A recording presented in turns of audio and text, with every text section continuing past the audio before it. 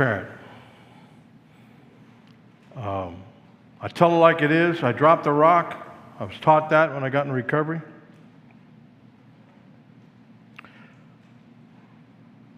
I want to start off by thanking my wife and my son for being here tonight.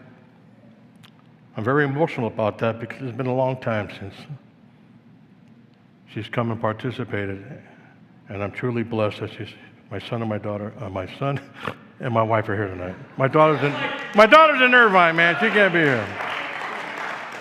Also, I'd like to thank, I got a couple of sponsee gentlemen that are here to support me tonight, and they're just a part of my recovery. What I'm going to try to do tonight is talk about the fifth step.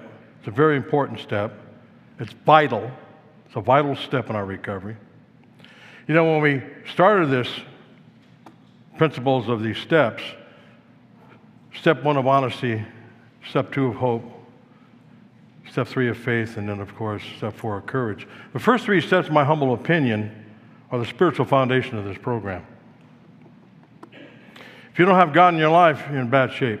God either is or isn't. There's no other spot about that. I've learned that. I keep it real simple. Integrity to me is doing the right thing when no one's looking. When no one's looking. Go out and help somebody. Don't even go back to your sponsor and tell them you did it. If you did it, don't count. It's between you and God. So I'm going to follow up with my next.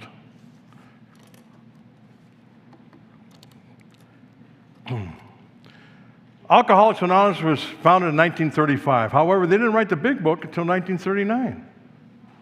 Wow. 4 years, what the heck were they doing? There was no steps. But Dr. Bob, a good old timers book, if you ever read it, great. If you haven't, get one. If you got it at home, take the dust off and read it. I'm going to talk about 5 proposals. Proposal number 1, an alcoholic must realize that he is an alcoholic, incurable from a medical viewpoint. When is that going to come into play? Step 1.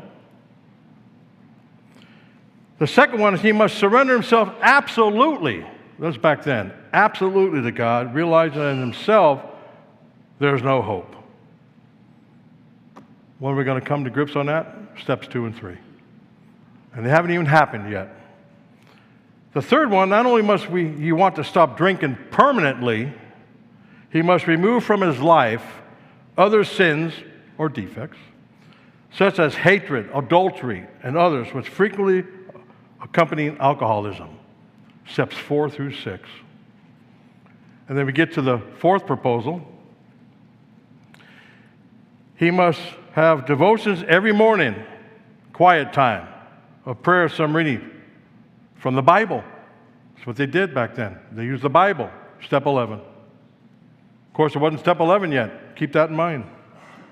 The fifth proposal, he must be willing to help other alcoholics get straightened out. This throws up a protective barrier and strengthens his own willpower and convictions. Step 12. So they started incorporating that in those proposals. Dr. Bob, knowing that there was no 12 steps at the time, that our stories didn't amount to anything to speak of, later said they were convinced that the answer to their problems was in the good book. They called it the good book. People talk about that today going, what are they talking about? This is back in the day before 1939 when they wrote the 12 steps. So some of us older ones, that's back then, don't look at me. The parts that we found absolutely essential were the Sermon on the Mount, book of Matthew, 5 through 7. The 13th chapter of 1 Corinthians. If you don't know anything about that, there's a golden key book out there that you can get. And the book of James was written by Jesus' brother. So that's how it started out back in the day. So, what I'm going to talk about next, in James chapter 5, 19 through 20, it says, "My dear brothers and sisters, if someone among you wanders away from the truth and is brought back, you can be sure that whatever brings the sinner back from wandering will save that person from death and bring about the forgiveness of many sins. That was in James. What's that referred to us today? That's when somebody goes out and relapses.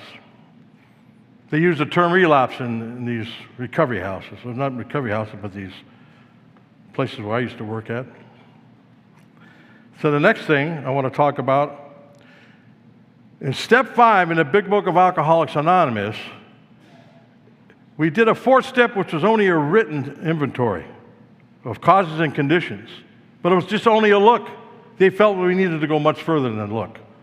So now we got to turn around and admit to God, to ourselves, and another human being, the exact nature of our wrongs or sins, or whatever you want to call it.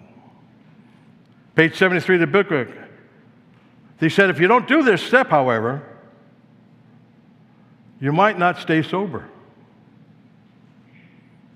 I opened the door on that one before I shared the 5th step with my sponsor. And the following paragraph it was talking about on page 73, having preserved with the rest of the program, meaning going to meetings, secretarian, H&I work, do the 2-step. Step 1, go to 12. Forget 2 through 11. They wonder why they fell. They wonder why they went out. We think, and in my book it's squiggly writing, and in italics, that means you better take a look at it. We think the reason is that they never completed their house cleaning. They took inventory all right. They hung out some of the worst items in stock. I did that one. I did that when I was out in Davenport Beach. This is where I got in trouble. They only thought, this is when you get into thinking again. I get in trouble when I do that. They only thought they had lost their egoism and fear. They only thought they had humbled themselves. But they had not learned enough humility, fearlessness, and honesty in the sense we find it necessary until they told someone else their life story. When I saw that, and I look back at what I did in my inventory, my sponsor told me, Tom, you got to sweep in the corners, not in a circle.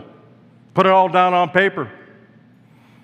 Now, guys I've worked with and other people that I've heard about, talking about, and I've done it when I did with my sponsor, I dropped the rock with my sponsor, but before I did that, he shared his stuff with me. And when he dropped the rock with me that he said his sponsor in confidence, he shared what he did. I went, I did that. Oh, God, I didn't do that. I did that. I said, pause. He said, don't worry about it. We'll talk about it. By the time I left Davenport Beach, I told all my life story to that man. And I trusted him. I had to find somebody that I could trust. I know if I did my inventory at Davenport Beach, I wouldn't get back to San Jose at Denny's, and my inventory would get there before I did. So the next thing, I'm going back to James again. And the reason why I'm doing that is I'm trying to give you an example how what they did in James in the readings, and what I'm comparing to tonight, I'm also comparing to what's in the Big Book of Alcoholics Anonymous. It's all there. It's all inclusive. The words that Bill wrote are a little bit for understanding for people and not just the biblical sense. But it's all Christian-based. And I'm just let me share this. I've been a student of the Big Book of Alcoholics Anonymous for 42 plus years. I'm very comfortable of talking about the Big Book of Alcoholics Anonymous. What is really a challenge for me today, okay, is I'm learning how to understand Scripture. And that's big for a guy like me.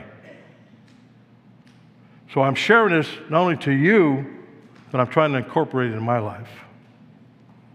James 5:16, defective character. Confess your sins to each other and pray for each other so they may be healed. The earnest prayer of a righteous person has great power and produces wonderful results. Somebody get excited.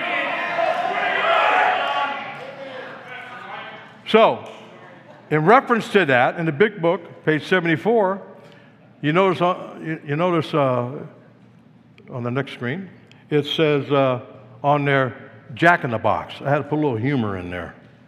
Well, actually, Rick and I put a little humor in there. I was born and raised a Catholic. I went to a Lady of Perpetual Guilt, I used to say.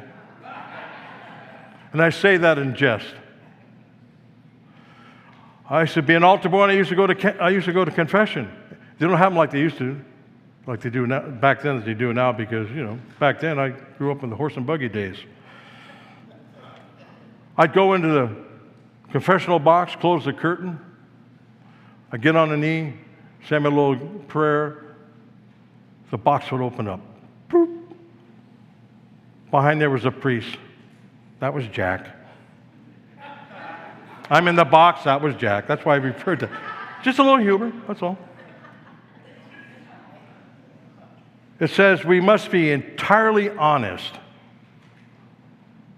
When they say honest to me, I mean rigorous honesty. Rigorous honesty is when I turn my eyeballs inside out and get honest with me. Don't get honest with my sponsor. Don't get honest with the people that I'm associated with. The only one I have to be honest with is me, because automatically my God knows whether I'm honest or not. You know why that is? Because my God lives right here. I got to go from my head to my heart. And when I go from my head to my heart and talk from the heart, okay, what's coming out of my mouth, for the most part, is part of God's work. That's my belief. Rightly and naturally, we think well before we choose the person. I said that earlier. Or person with whom to take this intimate and confidential step. Those of us belonging to a religious denomination, a lot of us have, and still do, which requires confession, squiggly writing, must, and of course, we want to go to the properly appointed authority, whose duty is to receive it. Now, I did a fifth step with my sponsor. When I was about 10 years sober, I went to the Queen of Apostles Church back then. That was 10 years sober. That was back in 1993 when I was 10 years sober. There was a priest by the name of Father Jim Mifsud. And he worked with all the gentlemen in the jails. And he was a very good advocate of that. Born in San Francisco, he was Maltese. He was a Maronist priest, and he told it like it was. So I decided, when I went with my wife on a Good Friday, I'm going to go back to confession. I haven't been back to confession since 19, never mind.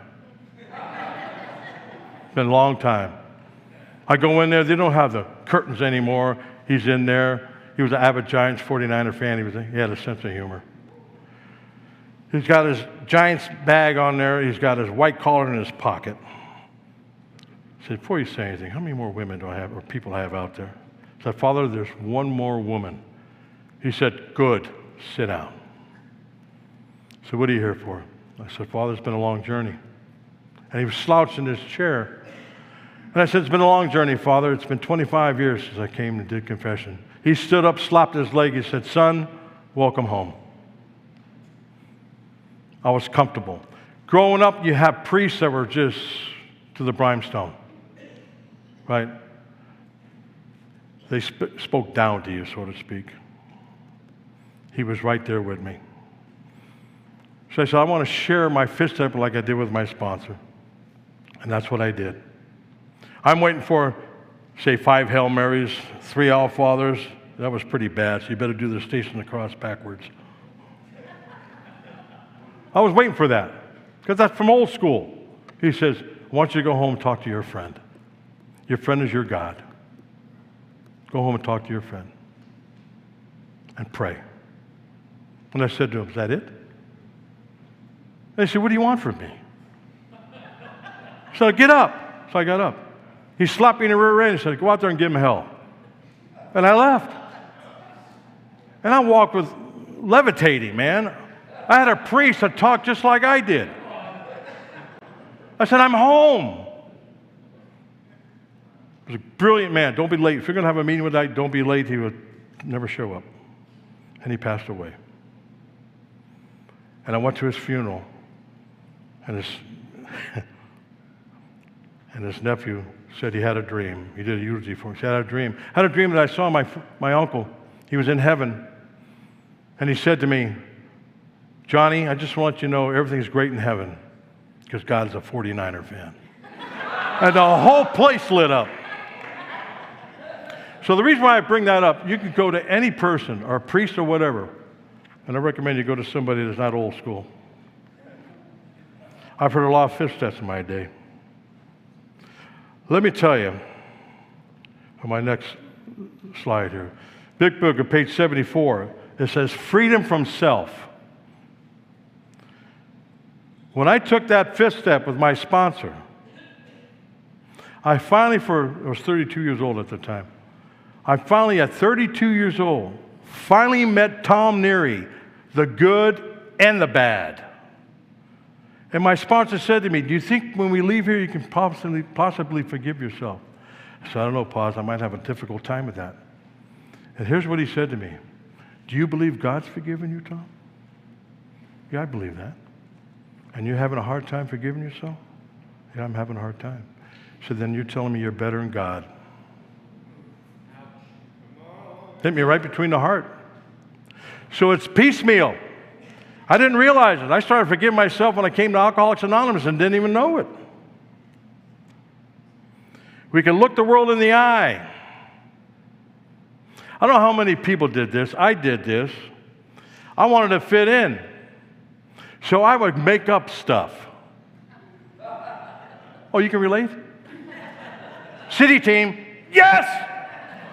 Anyway, so, got a little jacked up there. So I would do all these accolades, and deep down in my heart of hearts, I didn't deserve anything they were giving me.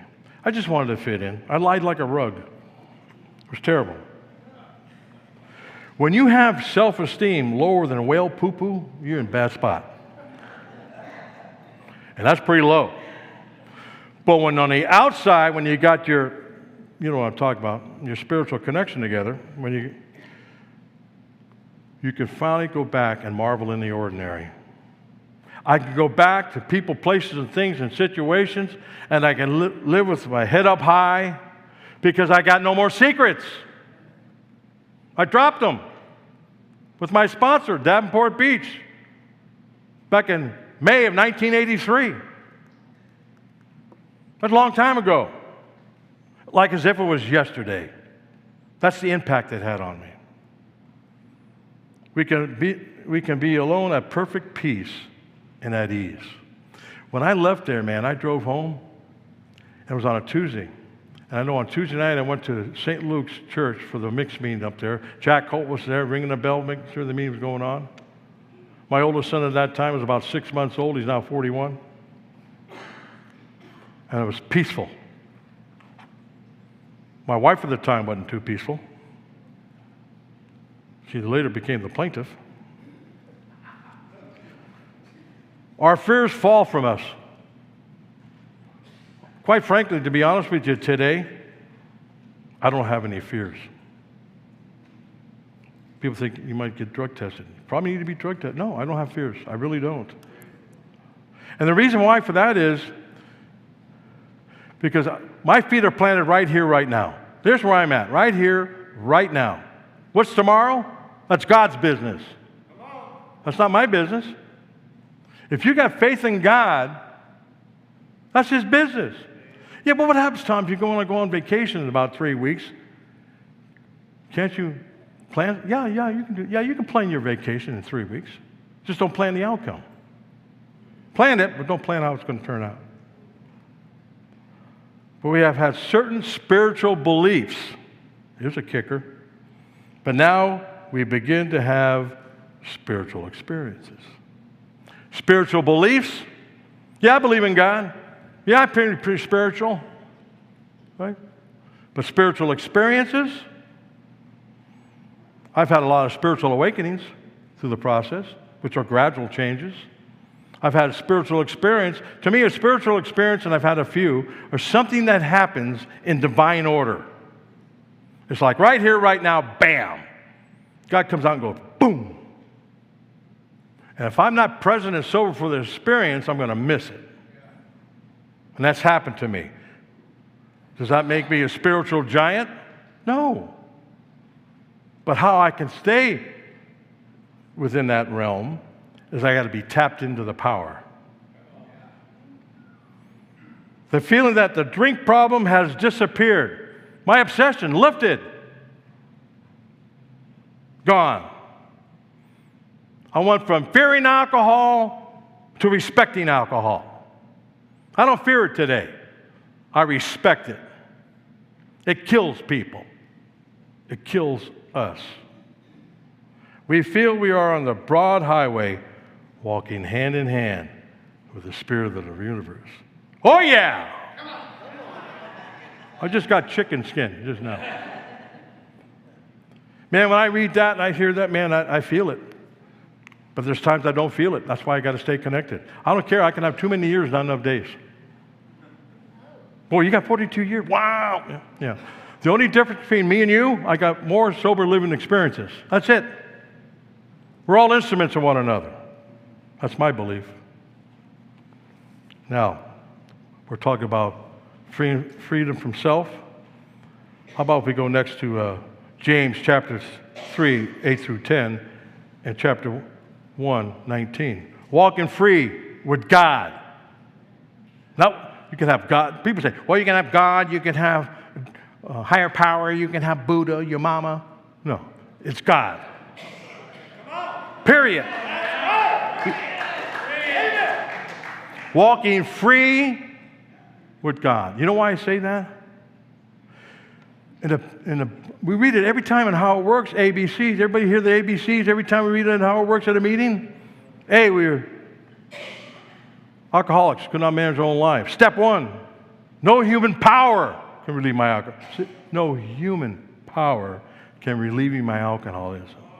I can have my sponsees, my sponsor, everywhere with time, sitting in a circle around me and said, don't drink. That's not going to save me. No human power can relieve you of my alcoholism. And then C, God could and would if you were sought. So ABCs to me, A, step 1. B and C, step 2. Because after that it says being convinced, we're at step 3. But no human being can tame the tongue. It is a restless evil full of deadly poison. With the tongue we praise our Lord and Father. And with it we curse human beings who have been made in God's likeness. That's something I got to take a look at. Guilty. Out of the same mouth come. Then the next passage, my dear brothers and sisters, take note of this. Everyone should be quick to listen and slow to speak and slow to become angry, because human anger does not produce the righteousness that God desires. Boy, I tell you, when I read this, somebody read my diary. This was in St. James. This was way before I was born, and it's coming out of my diary. I'm guilty of that. My biggest weapon that I have is my mouth. Just ask my wife. Oh! Or my son.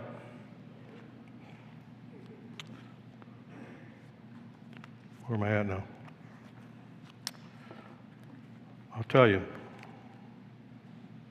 Oh, we did that already. What's the next one? Working free with God. Here we go. It says drop the mic, but I'm going to drop the rock right now. I don't even have to read that, but I will at times.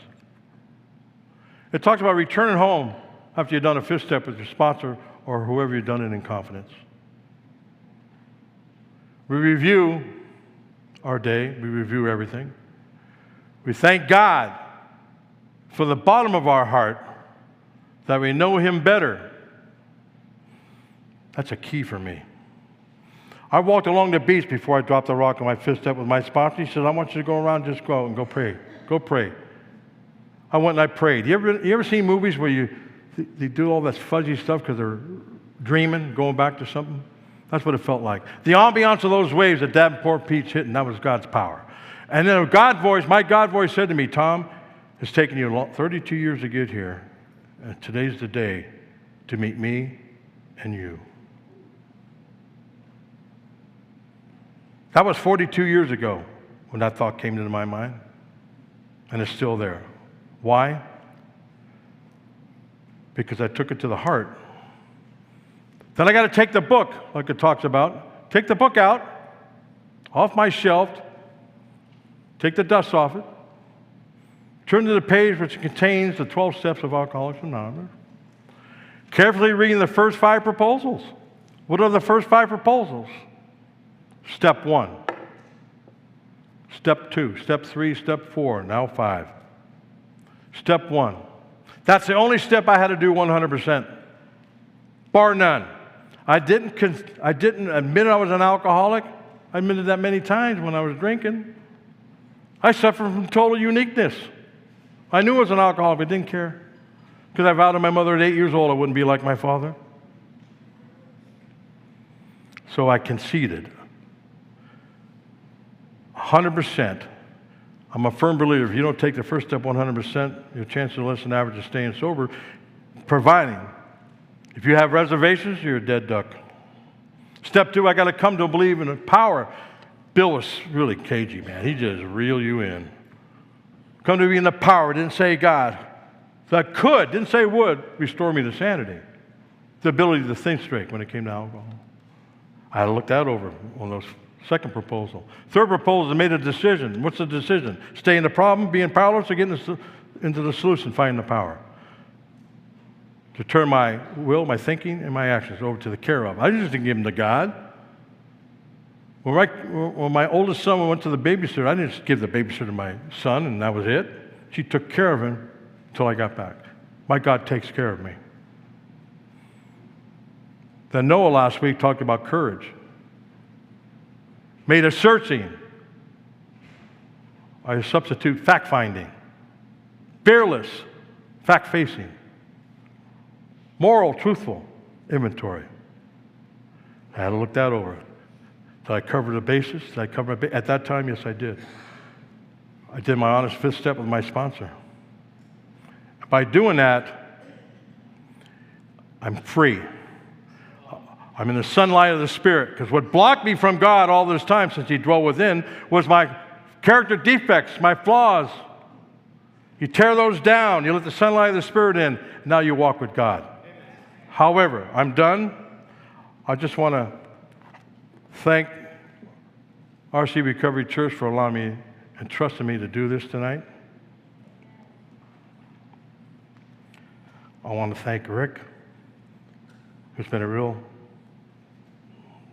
pillar for me, Matt, and all my brothers on Tuesday night when we go and do Bible, because I'm still trying to learn the Word. So, on that note, I'm done, because my sponsor always told me, practice the 3 B's, Tom. Be honest, be brief, and be seated.